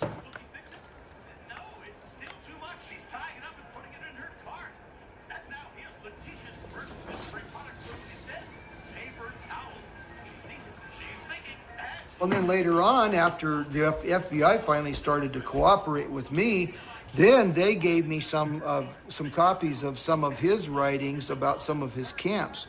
And he uses words like my most favorite place, my most sacred place. We just looked at these a minute ago. Yeah, I brought In fact, those you along. have some of them right here. I've got the coded. I've got This a bunch is of coded, and he can read to you as Ted writes it. It's all down right here, and the it's FBI amazing. groups, they are waiting here in Lincoln. They are sitting The here. FBI was scattered all around the surrounding area, hiding. Yeah, they had Posing as geologists, posing as truck drivers, posing as this or that. Very low cover. Little did we know, out at the 7-Up Ranch, there was 70 more on computers and working other areas.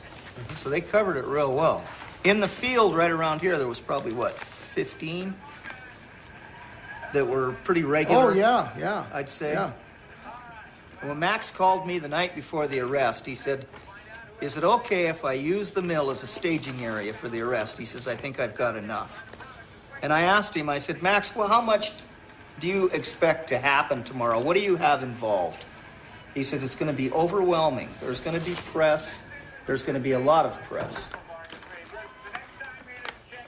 And on the arrest deal, he said, how do you get him out of the house? And I said, well, just have Jerry, the Forest Service man, carry a map and stand on the road and just yell at Ted and say, hey, Ted, 4 or 5 times, and he'll come out. And he'll come to you. And you don't have to go to him. He'll come to you, and once he gets close enough to you, you'll be able to grab him. And that's exactly what they did. And it worked just great.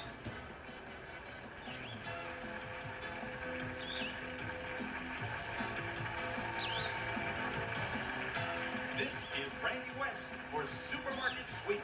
Supermarket Sweep has been an Al Howard production.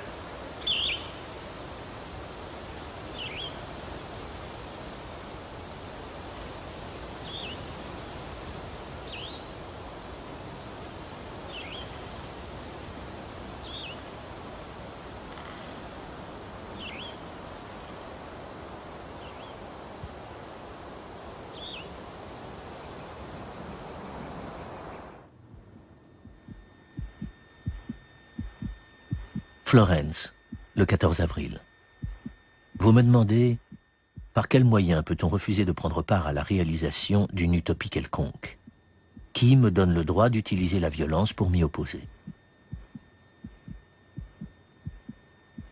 Je considère que l'emploi de la violence, quand il s'agit par exemple de s'opposer à la réalisation de l'utopie d'une société technologique, n'est que de l'autodéfense. Bien sûr, on peut le contester. Si vous pensez que cela est contraire à la morale, alors n'utilisez pas la violence. Mais je vous pose à mon tour une question. Quel type de violence a provoqué le plus de mal dans l'histoire de l'humanité? La violence autorisée par l'État ou la violence non autorisée, employée par des individus? Je répondrai plus tard à vos autres questions. D'ici là, je dois m'atteler à d'autres tâches.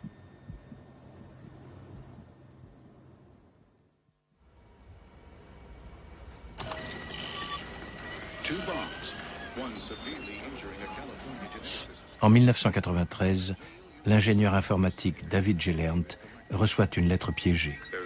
Dans l'explosion, il perd un œil et la main droite. David Gellert est professeur d'informatique à l'université de Yale et responsable scientifique de la société Mirror Worlds, les mondes miroirs, qui fabrique des logiciels pour le commerce électronique et les nouvelles technologies de l'information.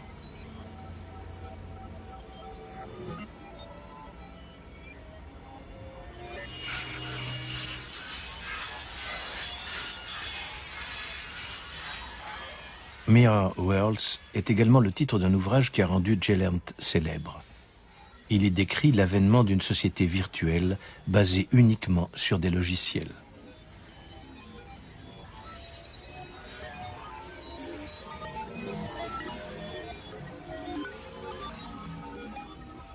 Gellert est un critique violent des médias américains à qui il reproche de mettre à mal le système de valeurs morales des États-Unis par leur soif de sexe, de sang et de violence.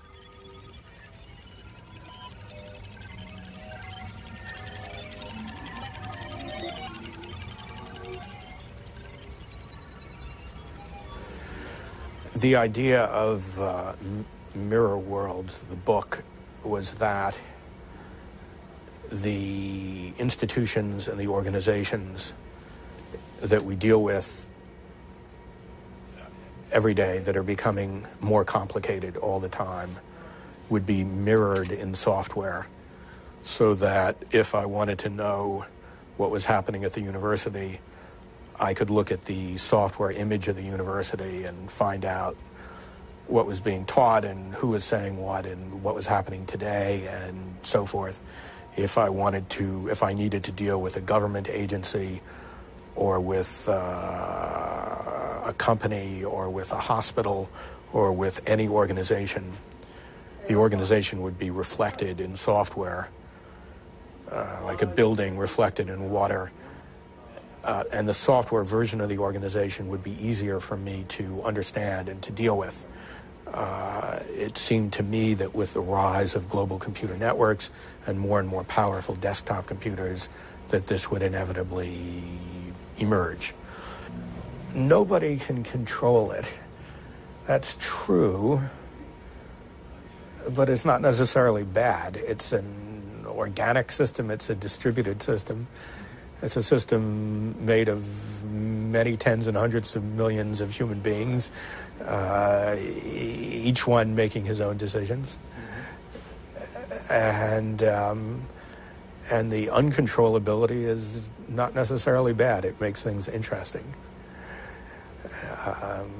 Certainly, there are conflicting trends. For a long time, the quality of American journalism declined because we at Yale University and American universities were not training students. High schools were not training students because computers were making it easier and easier to have fancy pictures instead of good writing. But on the other hand, we're now seeing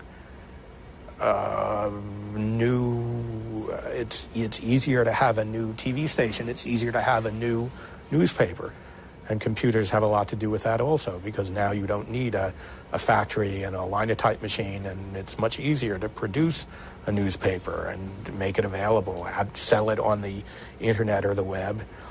So technology helps to correct the errors and right the wrongs that technology created in the first place. And the pendulum swings, an old theory, but nonetheless. But David, what's the outcome of more and more TV stations?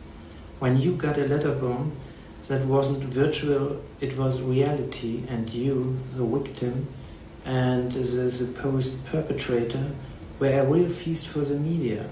You were even portrayed together in a fictive dialogue. Why did you criticize the media for that? It strikes me as always dangerous to approach human life as if there were no moral component, as if a murderer and a normal human being are comparable and interchangeable. That's a point of view with catastrophic implications, moral relativism, which I am implacably against and always will be. As I prepared the film, I had a talk also with Stuart Brand. You know him, he's also a teacher already, and he said to me this is a genuine counterculture phenomenon that the Unabomber was doing. He was just saying culture is going in the wrong direction, I will fight it. I think that's a despicable thing to say. It's a despicable thing to say. We're talking about somebody who murdered human beings. If he'd met the widow and the children, as I have, of men this criminal has murdered, he would be less eager to describe him as a mere countercultural phenomenon. That's the sort of thing that makes me angry. It's no exact for a political language, or in the history it's Once a man is a murderer, I don't give a damn what his opinions are. His opinions are of no interest to me. What I know about him is that he's a murderer, a creator of pain and suffering. And his opinions are disqualified from being of interest to any civilized human being.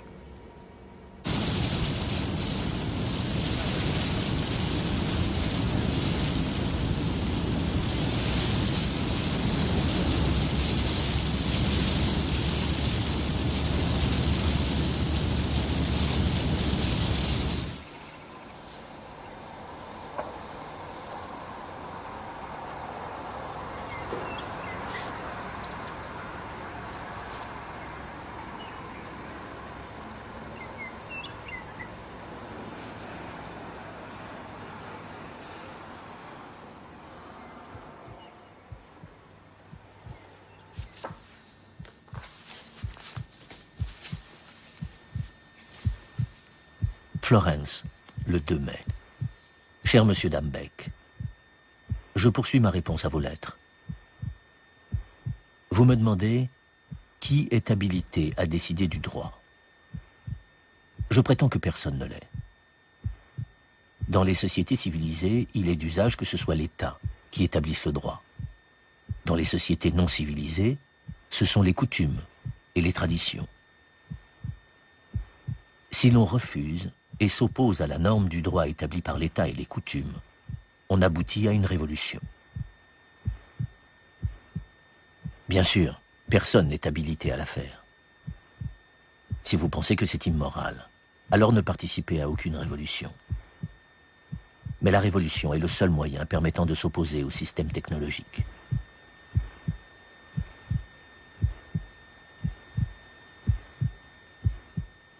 Vous me demandez pourquoi je ne vous ai pas encore envoyé de copie de la version authentique du manifeste. C'est que je n'en possède aucune version authentique. Je possède 2 photocopies du manuscrit original, mais elles sont partiellement illisibles. J'ai 2 transcriptions lisibles du manifeste, mais elles contiennent toutes 2 des erreurs. Je suis en train de rédiger une version authentique du manifeste, dans laquelle je compare les 4 versions précédemment mentionnées. Mais il me manque du temps. Je dois répondre à tellement de lettres. Je préférerais que vous ne me posiez pas autant de questions. Ma biographie est de peu d'importance. Je ne veux pas en parler. Parlons plutôt des sujets importants. Bien à vous, Ted Kaczynski.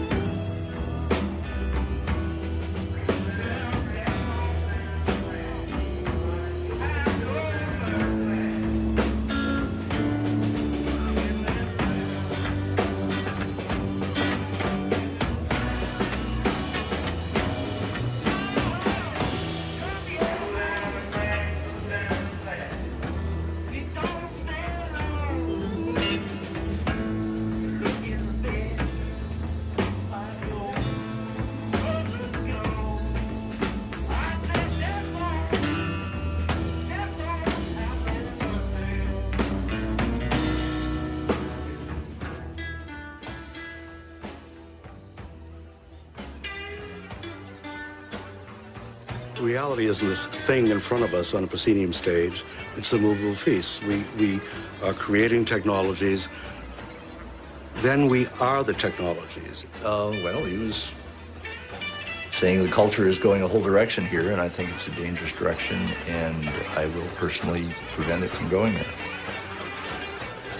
So those were good years. There was a lot to do, and it was obvious what to do, and there was and all these different things had to fit together nicely, had to work together. That was a lot of fun. Ja, aber es gibt doch irgendwo Grenzen. Eben nicht. Das ist das Schöne. Da kann man immer wieder weiter. In der Logik. Yes, genau. Aber in der Realität? Wo ist die Realität? Wo haben Sie die?